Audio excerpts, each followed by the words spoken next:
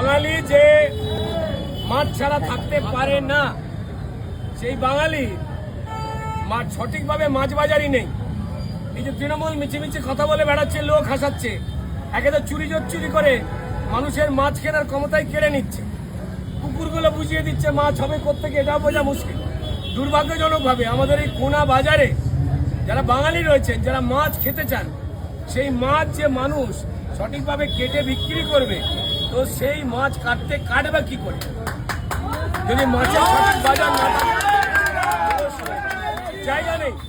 জায়গা নেই। অপরিকল্পিতভাবে বাজার, দোকান, রাস্তাঘাট তারা তৈরি করেছে। তোলাবাজি করবার সময় তাদের সব সিস্টেম অন।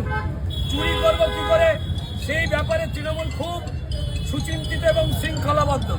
কিন্তু মানুষের কিছু উপকার হবে, বাঙালি মাছে ভাতে থাকবে কি করে, সেখান থেকে কিন্তু তৃণমূল সরে গেছে। চাকরি চুরি করেছে, সব করেছে। আরে ভাই, যারা আমাদের এখানে মৎস্য বিক্রেতা রয়েছেন, যারা মাছ বিক্রি করে, দিদিরা বলুন, দাদাভাই, দিদিভাই, যারাই বলুন, সোজা কথা, বাঙালির মাছ সেটা বিক্রি করার জায়গায় তারা করেনি।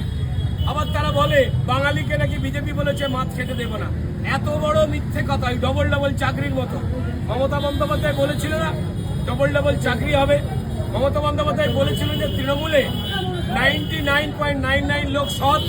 এর থেকে হাসির কথা যেমন হতে পারে না, ঠিক তেমনই বাংলা এবং বাঙালিকে যারা চুরি করে অমর্যাদা করেছে, চুরি করে বাংলার নাম খারাপ করেছে, বাঙালিকে যারা পরিযায়ী বানিয়েছে, তারা যখন মানুষের সবকিছু লুট করেছে, তাই তখন পরিষ্কার বাঙালি ঠিক করে নিয়েছে যে পাল্টানো দরকার।